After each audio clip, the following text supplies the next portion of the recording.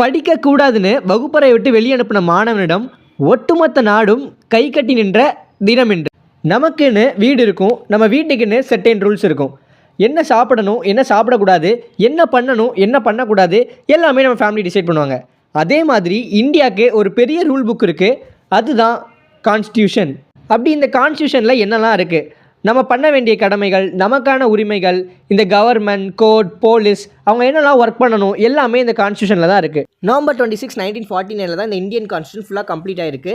Main ஆர்கிடெக்டாக அம்பேத்கரும், Jawaharlal Nehru modern மிஷனரிக்கும், டாக்டர் ராஜேந்திர பிரசாத் டிராஃப்ட் பண்ண ஹெல்ப் பண்ணியிருக்காங்க. இந்த புக்கில் தான் நம்மளோட ரைட்ஸ், ஜஸ்டிஸ், ஃப்ரீடம் எல்லாத்தையுமே சொல்லியிருக்கு. அதே டைமில் நம்மளோட டியூட்டிஸையும் ஜென்ரலாக மறக்காதீங்கன்னு சொல்லியிருக்கு. ஈக்குவாலிட்டி, லிபர்ட்டி, டிக்னிட்டி இது எல்லாமே நம்மளோட ஐடென்டிட்டி. அதே டைமில் எல்லாருமே சமம் அப்படி சொல்கிறது தான் ரியல் ஹியூமனிட்டி. நமக்கு ஃப்ரீடம் இருக்குது, அதே டைமில் ரெஸ்பான்சிபிலிட்டிஸும் இருக்குது. ஸோ இன்றைக்கி நம்ம எல்லாருமே ஒரு ப்ராமிஸ் எடுத்துக்கலாம், நல்ல குடிமகனாக இருப்போம், நம்ம இந்தியாவை நாமளே மாற்றுவோம். நம்ம சட்டத்தை எவ்வளோ தெரிஞ்சுக்கிறோமோ அதே வகையில் அதை ஃபாலோ பண்ணுறது ரொம்ப முக்கியம்.